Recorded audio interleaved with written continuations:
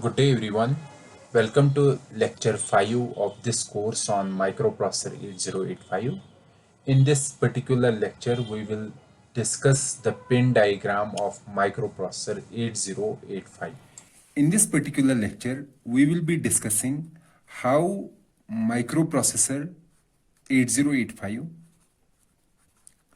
communicates with external devices and how it receives signal from the external devices. Both the communication from microprocessor and communication to the microprocessor. Or we can say how various signals are passed from the microprocessor 8085 to the other devices that are connected to the processor. For example, microprocessor generates signals like address signals. Okay, address signals means the signals that determine the address of memory or some input output device. Okay, so it also needs, this microprocessor also needs to send data signals, and data signals can be sent again to the memory or to the input output device, or also it can receive data from the memory or input output device. Okay, so basically the main aim of today's lecture is to discuss that if this is our microprocessor. Okay, so we have already completed most of this in our previous lectures, what is inside this microprocessor 8085. Okay, so inside we know that what is there inside in the microprocessor 8085, but we need to discuss how this complete structure, this complete microprocessor will be able to communicate with the external devices, or also how external signals can be provided as input to the microprocessor 8085.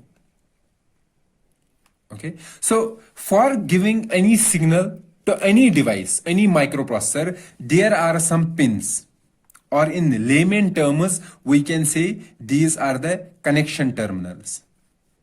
Connection terminals, or simply we call pins. So each pin can take one signal, or we can say it can take one bit as input, or it can provide only one bit as an output. Okay, so if we have a microprocessor, now let's say, for example, we know that our microprocessor 8085 provides data that are 8 bits. So it takes in 8 bits data, or it also gives output as 8 bits data. So to communicate these 8 bits to the outside, or to receive these 8 bits from some external device, it needs 8 pins, 8 data pins, because each pin can be used to give out or take in one bit at a time. So these 8 bits together will form data pins. Okay, likewise microprocessor also needs to generate address signals and to send these address signals to external devices, and we know that for sending signals to external devices, it needs pins through which it connects to those external devices. Okay, and as we know that our microprocessor 8085 generates address signals, so it needs address pins as well.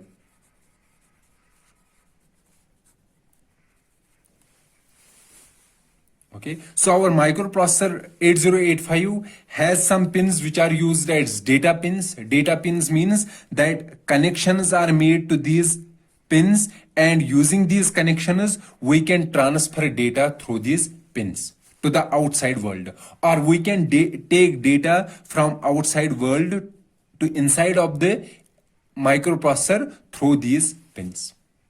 Okay, likewise we know that every microprocessor requires an electric signal, or we can say it requires power to run. For running a microprocessor, we require power, or we can say we require voltage. And voltage has two terminals. We know that one is our ground and another is our main line.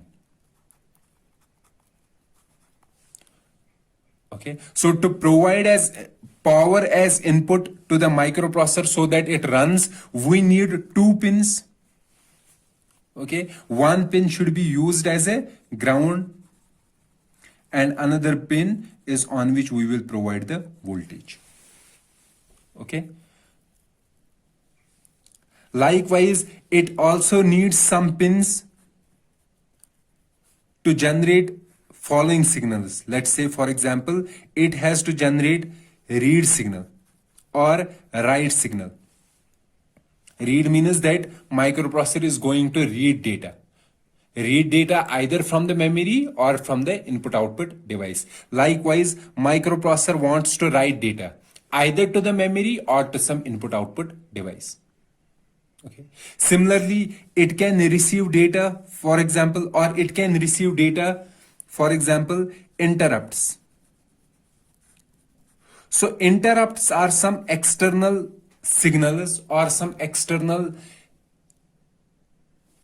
commands that our microprocessor has to receive and then take the action according to the interrupt. For example, if I am pressing a keyboard continuously and that keyboard is connected to microprocessor, okay, so there will be some signal, that there will be some pin through which I will receive this interrupt signal from outside world.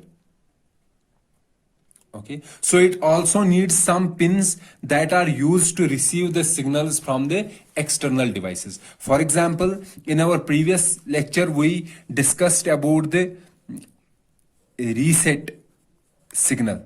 That is an externally initiated signal. So external device can send a reset signal.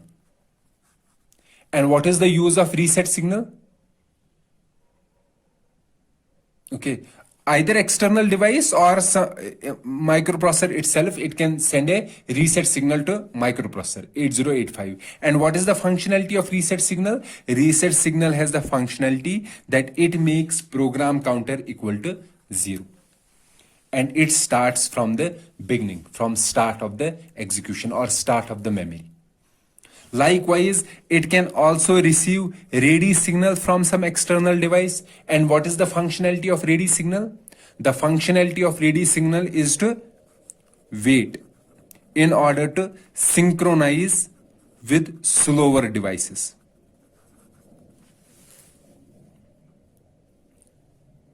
Okay, so microprocessor 8085, it should also have these pins. For example, it should have a reset pin, so that if anyone wants to send a reset signal to microprocessor, it will send on this pin, and then microprocessor will receive data on this reset pin and will take the action accordingly.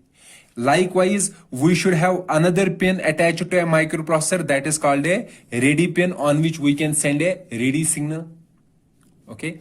Similarly, we know that every microprocessor works according to some clock. Okay, and every clock has a frequency. Basically, we need to provide frequency as input to a microprocessor, and based on this frequency, it generates clock signals. Clock signals in order to inform all the other devices that how you have to perform, or according to which clock we should perform. So when should be the start of the clock and when should be the end of the clock.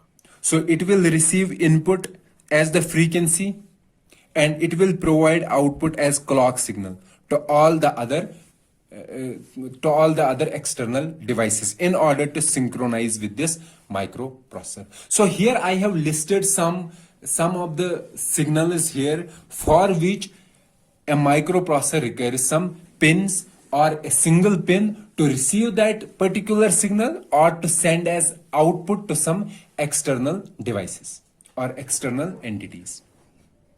So every microprocessor has some specific pins for specific purposes.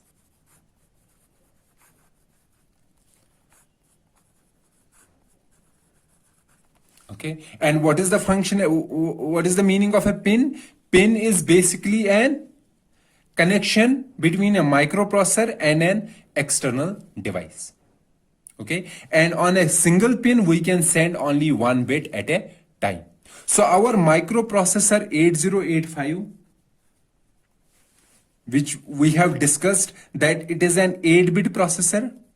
What is the meaning of an 8-bit processor? It means that it can process 8 bits of data at a time, and it generates 16-bit signals, the 16-bit address signals, and using these 16-bit addresses it can address 64K memory.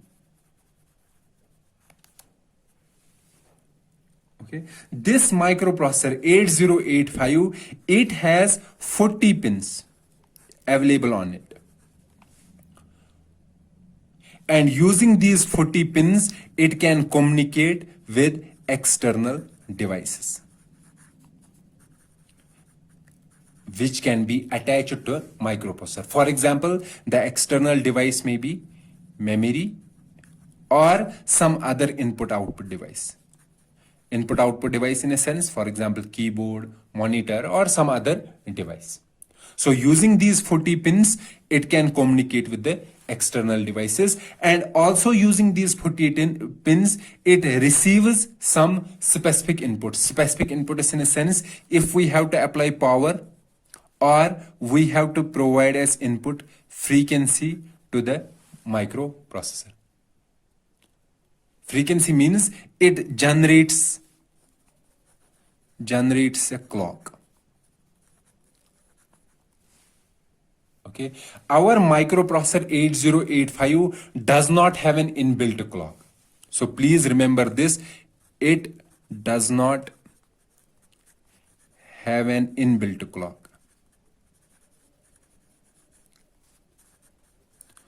So what does that mean? This means that it cannot generate frequency itself.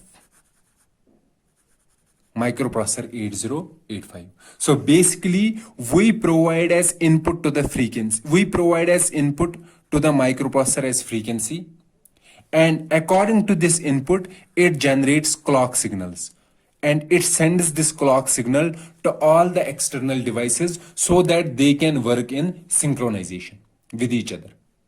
Okay, so what I have said that our microprocessor 8085, it does not have an inbuilt clock, so we need to fed as input to the microprocessor 8085 the frequency, and after receiving this input it generates clock signals to all the other external devices that are attached to that microprocessor, so that all the external devices and the microprocessor itself are in synchronization with itself. So as I said that our microprocessor 8085, it has 40 pins, and these 40 pins are used to communicate with external devices, and also used to provide as input to the microprocessor 8085. And our discussion will be to discuss these 40 pins, and we will discuss the functionality of some of the pins. We won't discuss all the 40 pins, the functionality of all the 40 pins. For example, there are some pins which are used for interrupts.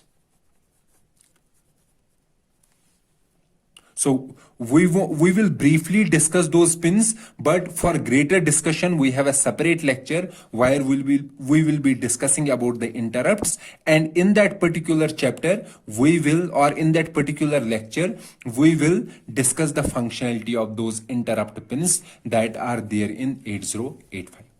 Okay, so in today's lecture, we will discuss all the 40 pins briefly and some greater discussion regarding to some of the pins, and we will left some of the pins for our subsequent chapters. So let's make a pin diagram of 8085 and then accordingly we will discuss all the pins available. So these are the 40 pins or 40 pin diagram of microprocessor 8085. Before discussing each pin of this microprocessor and the functionality of each pin, I have to make one thing clear here that in 8085, microprocessor 8085, the data bus, what is a data bus? A data bus is a bus that is used to carry data, and address bus is a bus that is used to carry address. So what is the size of data bus? Data bus is 8 and the address bus is 16 bits in microprocessor 8085. So to connect this address bus to microprocessor 8085, we need 16 pins in microprocessor 8085. Likewise, to connect a data bus to microprocessor 8085, we need 8 pins. So the total pins that are required to connect a data and address bus is 16 plus 8, 24 pins. However, in 8085, the functionality of these 24 pins is achieved using only 16 pins. We require only 16 pins, and these 16 pins are used to connect to both the address bus and data bus. So how we are achieving this, I will explain this briefly here. So what I am saying that we are using only 16 pins in microprocessor 8085 to connect both the address bus and data bus. So what we are doing, how we are achieving this? So we know address bus has how many pins? So, or we can say address bus has how many bits? A0 to A15. Let's say A0 is the 0th bit, A1 is the first bit, and A15 is the last bit. So these are the bits belonging to address. A0 to A15. And we know that for data also we need how many? We need 8 bits. This is data bus. So what we are doing, we are dividing this address bits into 2 parts. So one part is the lower order 8 bits. So what will be the lower order 8 bits of address? A0 to A7. And higher order 8 bits. So what will be the higher order 8 bits? A8 to A15. So these are our lower order 8 bits. These are our higher order 8 bits. Okay. So these lower order 8 bits, or we can say these 8 wires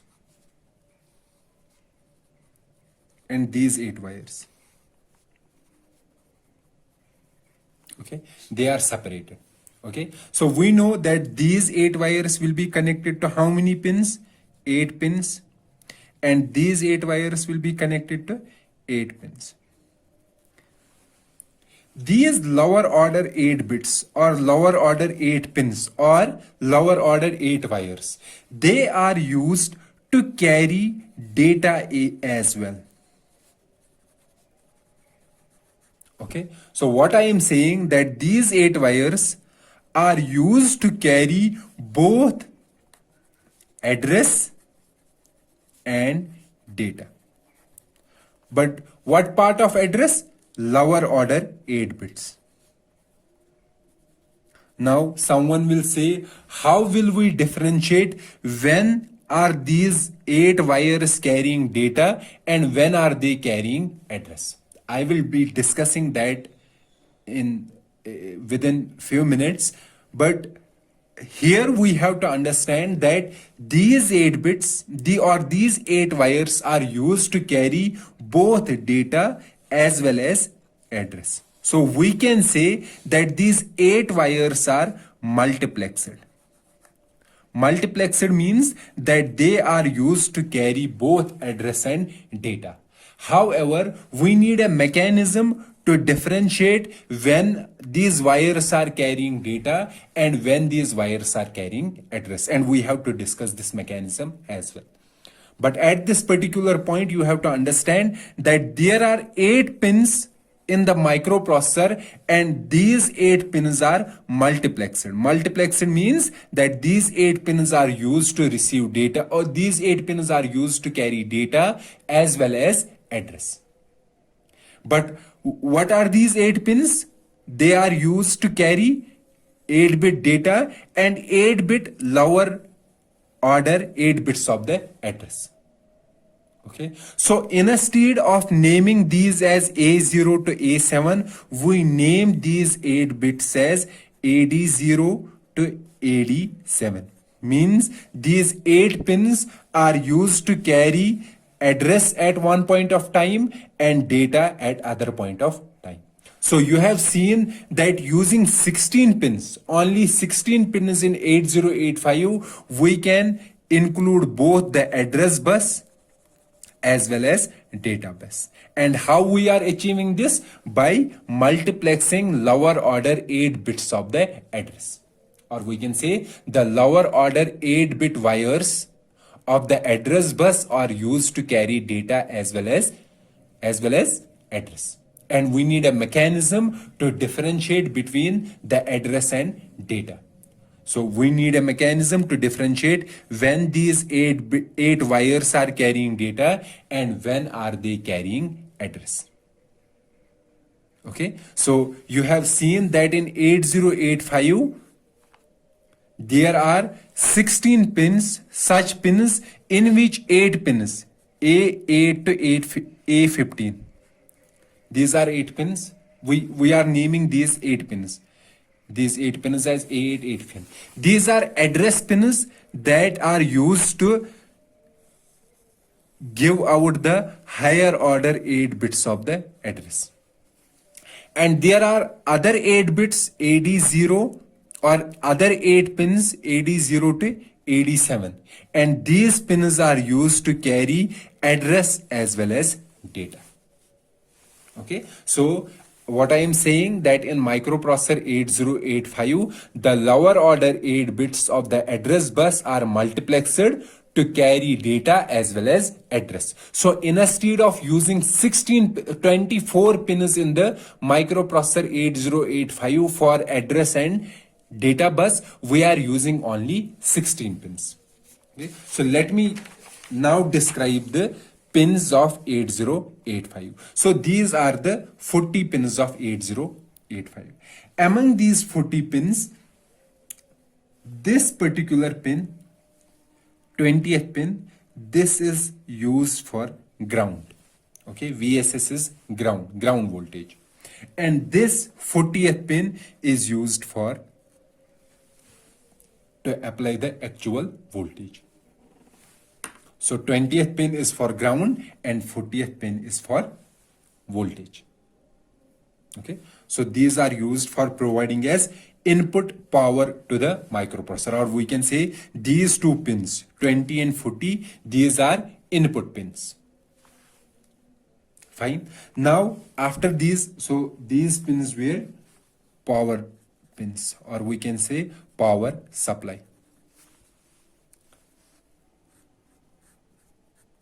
And both these are input to the input to the microprocessor 8085. Then there are two more pins, 1 and 2. Here we are giving two signals, X1 and X2. Basically these two signals are as input to the microprocessor 8085. On these two pins we attach a crystal, a quartz crystal, and this quartz crystal is used to generate frequency, because every quartz crystal has a well-defined frequency on which it oscillates, and that frequency is provided as input to the microprocessor. Okay. Let's say this crystal oscillates with frequency 6 megahertz, for example. So the input to this microprocessor 8085 is frequency is 6 megahertz. And internally this 8085 divides this by 2. So the frequency becomes 3 megahertz. And this frequency uses it as a clock. Okay. So these two pins on pin 1 and pin 2, we attach a quartz crystal. Okay, and that quartz crystal oscillates with well-defined frequency, and that frequency goes as input to microprocessor 8085.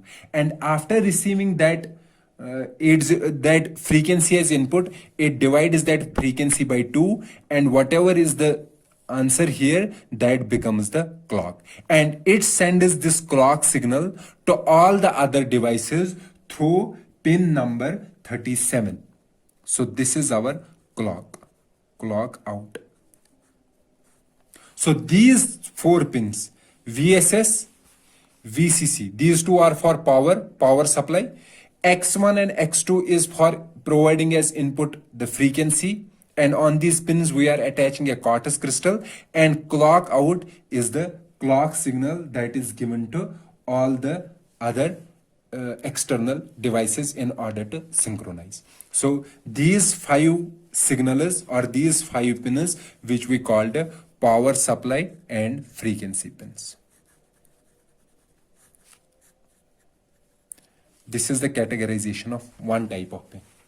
Basically, we are dividing these 40 pins into 6 different categories. So one category is power supply and frequency pins. So how many pins are in this power supply and frequency? 5 total.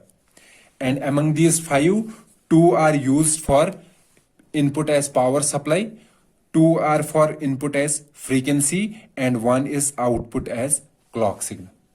Okay. Then comes the other group of pins, and other group of pins is the address pins. And how many pins are used for address? We require 16 pins. Why 16 pins? Because our address bus is 16 bit, and to connect that 16-bit address pins we need to connect that 16-bit address bus we need 16 pins, and the 16 pins that are used in microprocessor 8085 for address are the following. So these particular pins, for example, so pin this 21 is A8, this is A9, this is A10, this is A11, this is A12, this is A13, this is A14, and this is A15. Okay. So A8 to A15 are the following, 21 to 28. And we know these A8 to A15, these are the higher order 8 bits of the address. Now remains how many? 8 more bits. And what are those 8 more bits? A0 to A7. Okay, and these A0 to A7, we know the pins that are used to carry these lower order bits of address, they are also used to carry data. So instead of naming these as A0 to A7, we name these as AD0 to AD7. So what are the other address pins? So other address pins address pins start from this particular location. So pin number 12. So AD0, AD1, AD2, AD3, AD4, AD5, AD6, and AD7. So 21 to 28 carry the higher order 8 bits and 12 to 19 carry the lower order 8 bits. And the same pins are also used to carry the data.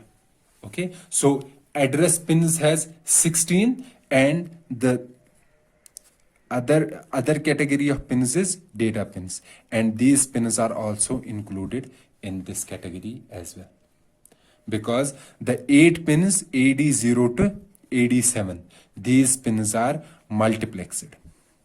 Multiplexed means that at one point of time they are used to carry address, and at other point of time they are used to carry data.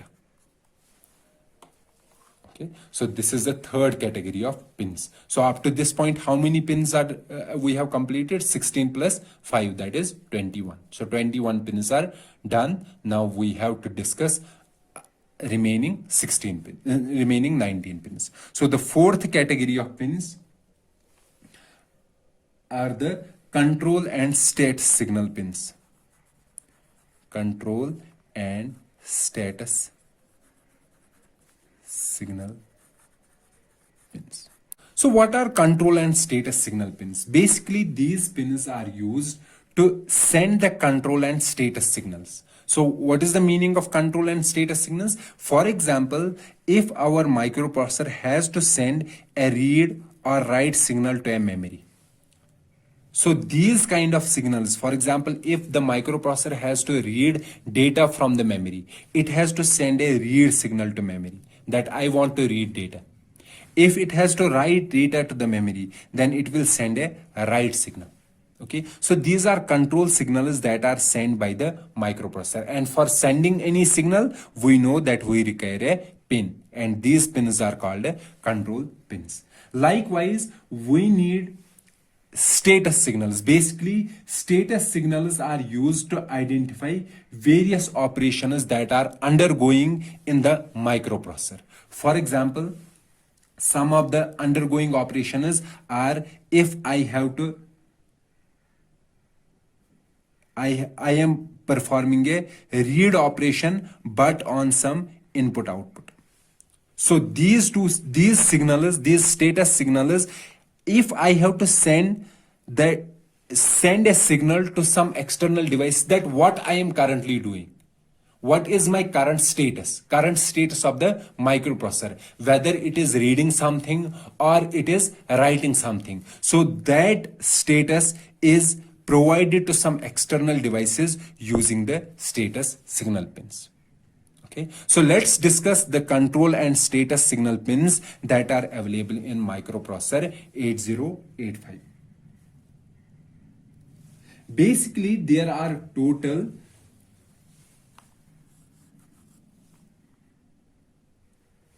6 control and status pins that are required.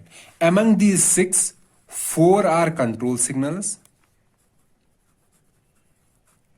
and 2 are status signals. And from these 4 control signals, these are, one is ALE. I will explain this signal, or ALE pin. Another pin is read pin. Another pin is write pin. And another pin is IO memory pin. What is a read pin? Read pin, or we can say read signal. So when I am writing this bar above any control signal, that means this control signal is active low. And active low means this is active when the value of this signal is 0. Okay, so this is read signal, this is write signal. This signal is input output memory. This means that if this signal is 1, that means I am performing an operation on some input output device. And if this signal is 0, that means I am performing operation on memory. For example, if I am performing read operation on memory, then this signal will be 0 and this signal will also be equal to 0. That means if this signal is 0 and this signal is 0, both are 0, then what does this mean? This means I am performing read on memory. or we can say we have memory read. Likewise, if this signal is 0 and this signal is 1, then this means I am performing read on some input output device, or we can also say input output read. Okay, so there are different combinations possible: read 0, this 0, read 1, this 1, or with write also. If I am performing write on memory, then this will be 0, this signal will be 0. If I am performing write on some input output device, then this will be 0, this signal will be 1. So what is the functionality of these three signals? Read signal is used when I want to read data. Write when I want to write data. Input output or memory, this is used to determine whether I want data from the input output device or from the memory. Then remains this signal ALE, which we also called address latch enable. Okay, address latch enable. This particular signal is used to differentiate whether the least significant bits or least significant address pins. So what are the least significant address pins? These 8 pins, AD0, AD1, AD. These 8 pins, whether they are carrying address or differentiate whether they are carrying address or data. If this signal is 1, that means these 8 pins are generating address. Okay, and if this signal is 0, that means these 8 pins are carrying data. Are you able to understand me? So what I am saying, this address latch enable signal or address latch enable pin is used to give output the signal, and that particular signal is used to differentiate whether these 8 pins are giving out the data or receiving the data, or they are used for the address. If this signal gives out 1, that means, or if we receive the output from this pin as 1, that means these 8 pins are the address pins. And if the output is 0, then these 8 pins are the data pins. Okay, and I will explain why this ALE is called address latch enable, why this specific name. Functionality, I have already explained it, what is the functionality, but why this particular name, why this address latch enable, I will explain the logic behind the name as well. So these are the 4 control signals, and apart from that we have 2 status signals. One status signal is S0 and another is S1. I will explain the functionality of these status pins as well. Let's see where these pins are actually located on our microprocessor 8085. So in our 8085, this read, write and ALE. Read pin is this 32 pin. Write pin is 31 and 30th is AL.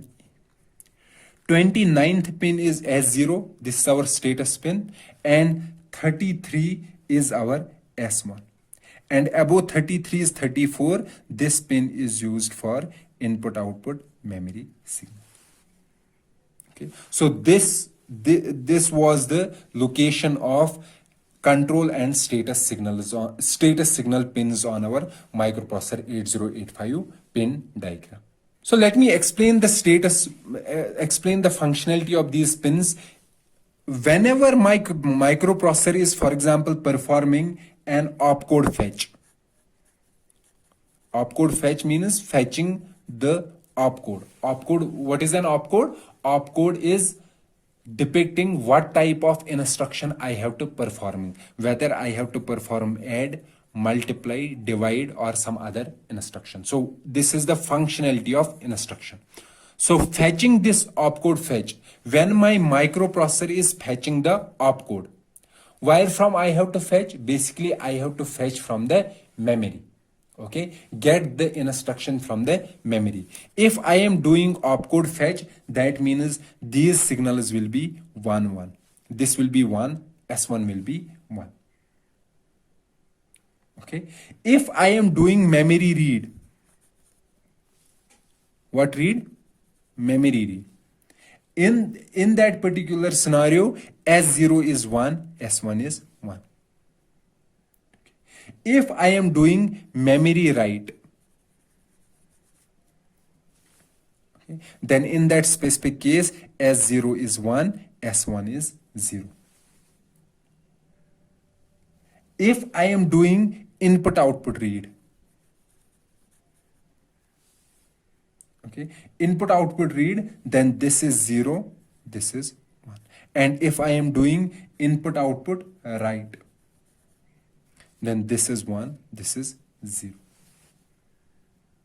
Okay, so these are some of the values of these pins. When I am doing opcode fetch, it is 1 1. When I am doing memory read, it is 0 1. When I am doing memory write, it is 1 0. When I am doing input output read, 0 1. When I am doing input output write, 1 0. Now somebody will say that this is 1 0, this is memory write, and this is input output write.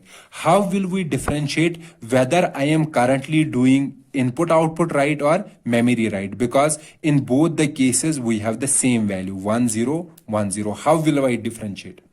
So we will differentiate by checking the IOM signal. Okay, if this signal is 1, that means I am doing this particular operation, input output write. If this signal is 0, then that means I am doing memory write operation. Okay, because when this signal is 0, that means memory operation is happening, and when this signal is 1, that means input output operation is happening. So what I am saying, that if these two status signals have the same value for two cases, for example here this case and this case, or this case and this case, then in that particular scenario we have to check this particular signal, this control signal, and we can differentiate what type of operation is currently happening in microprocessor 8085.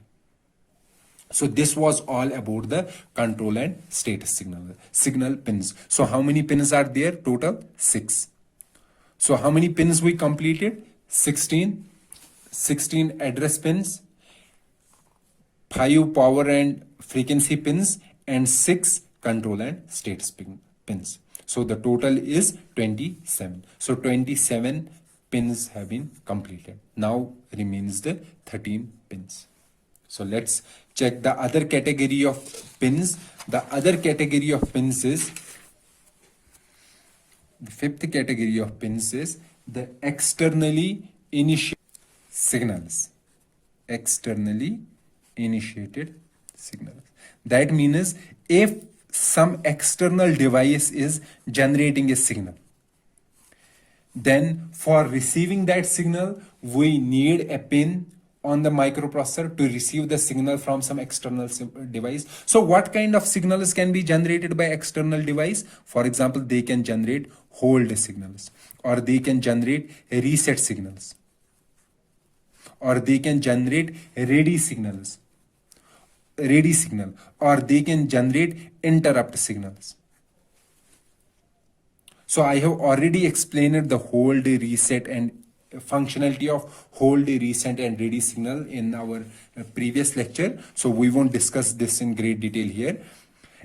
So I will briefly summarize the hold. Hold is used to hold signal is given by some external device in order to get hold of address and data bus. Okay, reset signal is sent by external device in order to reset the microprocessor. Reset means program counter becomes 0. Ready signal is sent by the external device in order to slow down or wait or slow down the microprocessor in order to synchronize the external device. External device is usually slower than the microprocessor in order to synchronize the external device with the microprocessor. Okay, so for example, if microprocessor is receiving a hold signal from some external device, in response to this it sends an acknowledgement, for example HLDA, hold acknowledgement, that yes, I have received your signal, now you can use address and data bus. Okay, and from these signals, so we require a pin for hold, for receiving hold signal, we require a pin for HLDA signal, hold acknowledgement signal, we require a pin for reset.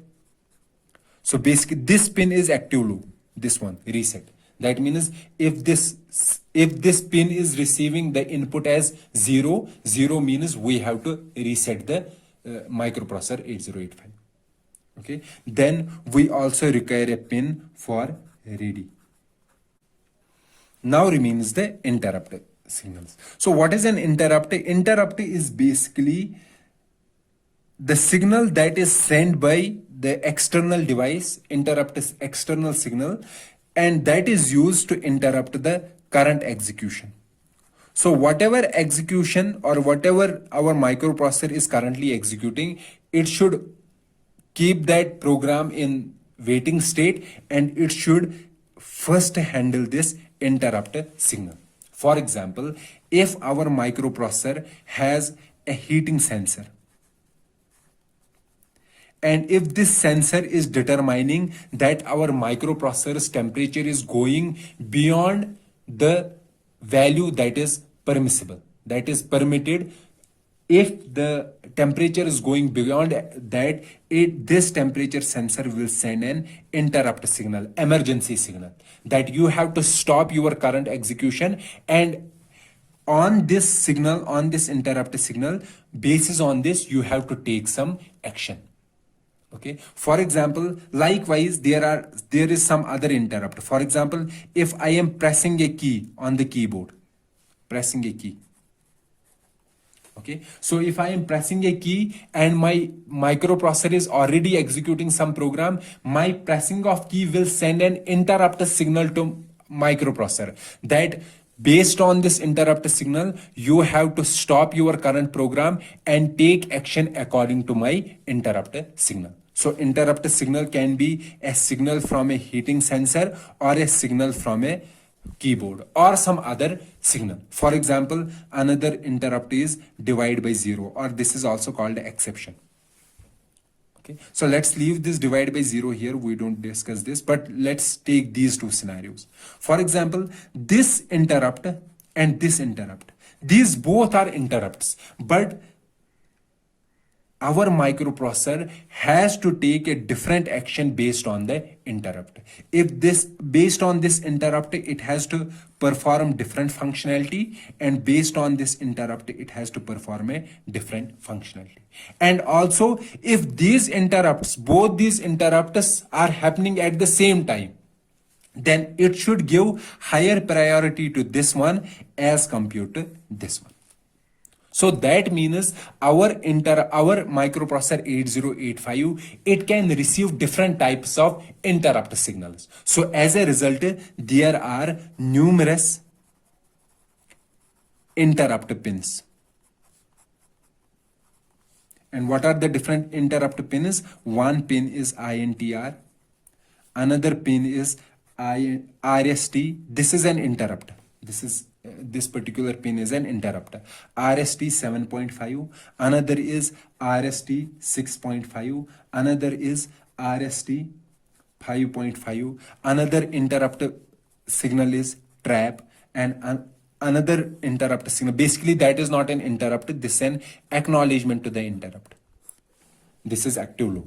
So basically when our microprocessor 8085 is receiving an interrupt signal, after receiving an interrupt signal, it sends an acknowledgement that yes, I have received your interrupt signal, and according to your interrupt signal, I am now doing my job.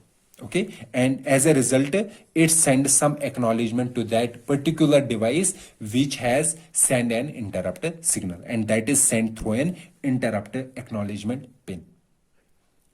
These are different interrupts, different types of interrupt signals. Okay. And the functionality of every interrupt signal, we have to discuss that in our future lecture, which will be discussing the interrupts of 8085. So here we won't discuss these signals in greater detail. But you have to keep this in memory that among these three interrupts, or among all the other interrupts, this interrupt has the higher priority, RST 7.5, then followed by RST 6.5, and then RST 5.5. So that means if these interrupt signals, all these signals are our microprocessor is receiving all these signals at the same time, then it will give higher priority to this particular signal. And we also have to discuss there are some interrupts which are maskable, some are not maskable. What do you mean by a maskable interrupt, non-maskable interrupt? So everything will be handled in the lectures discussing the interrupters of 8085. So let's see the location of these signals in our pin diagram. So this was our pin diagram. Okay. So our trap signal is at pin number 6. This is an interrupter. Which type of interrupt? Trap interrupt. Then at pin 7 we have RST 7.5. At 8 RST 6.5. Then 9 RST 5.5. Then 10 is INTR. This is also an interrupter. And we have to explain what type of interrupt this is. And this is INTA acknowledgement. Now these are interrupt signals. Apart from these, we also discussed interrupt signals, and we also have these signals: hold, reset, ready, and HLDA. So what is the location of these? So hold is pin number 39. Then 38 is hold acknowledgement. 36 is reset, or we can also say reset in, receiving the input. Then 35 is ready. Okay. We have another such signal, this external initiated signal, that is reset out. Reset in means it is receiving a reset input from some external device. And this reset out is the signal sent by the microprocessor to all the other devices that the microprocessor has been resetted. Okay, so in this particular external initiated device, external initiated signals or external initiated pins, how many pins we have discussed? 1, 2, 3, 4, 5, 6, 7, 8, 9, 10, and another was reset out, 11. So total 11. Okay, so our first category was the power supply and frequency, 5 pins for this. Then address bus and data bus, 16 for this. Then control and status pins, 6 for this. And the last one was, the fifth one was external initiated, which was 11. So total is 38. So 38 pins we have discussed. Now remains the 2 pins. And these 2 pins are the last category of signals or pins in our microprocessor 8085, and this last category is called serial input output ports, or we also called serial input output pins. And what are these serial output pins? So what is the location? Let me show the location first. So these are two pins. One is pin number 4, SOD, and another is pin number 5, SID. So we have two such pins or such signals, SOD and SID. And these pins, this is SOD means serial output data, and this is serial input data. Okay, these two signals. So what is the functionality here? So let me elaborate. So we know how many pins are for data. So for data we have 8 pins. 8 pins means that we can send 8 bits parallelly. Now in some scenarios we require to send 1 bit at a time, not 8 bits. What is the reason why we require only 1 bit? For example, there are some external device which can take data, external device which can take only serial data, 1 bit at a time.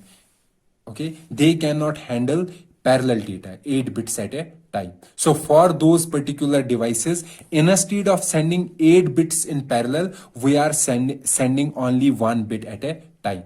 So that means instead of using 8 pins, we will use only 1 pin, and through that pin we will send bits one after another. Okay. Likewise, if I have to receive data from some external device, and that external device is sending the serial data, that means it sends data only through one wire, 1 bit at a time. So I will receive that data through a single pin instead of receiving the parallel data. So this differentiation, that whether I am sending data through a single pin and I am receiving data through a single pin, that is differentiated using these signals. If this is 1, that means I am sending the serial output data from microprocessor. If this is 1, that means I am receiving data from some external device, and that data is coming in serial mode. So that means I am receiving the entire data through a single pin, through a single data pin. So these two pins are used to differentiate the serial data and the parallel data. This is for output data, outputting the serial data, and this is for inputting, taking the input serial data. Okay, so this was all about the pin diagram of microprocessor 8085 and the functionality of each pin or each signal. And as I have said, we divided the complete pins or complete signals into 6 categories, and we discussed each signal and the functionality of each signal in each category. So this completes our pin diagram, or we can say this completes our discussion how we can connect or communicate with external devices that are attached to microprocessor. Okay, so this was our discussion about the microprocessor 8085 pin diagram, and this ends our lecture. So we will meet in the next lecture. Till then, goodbye.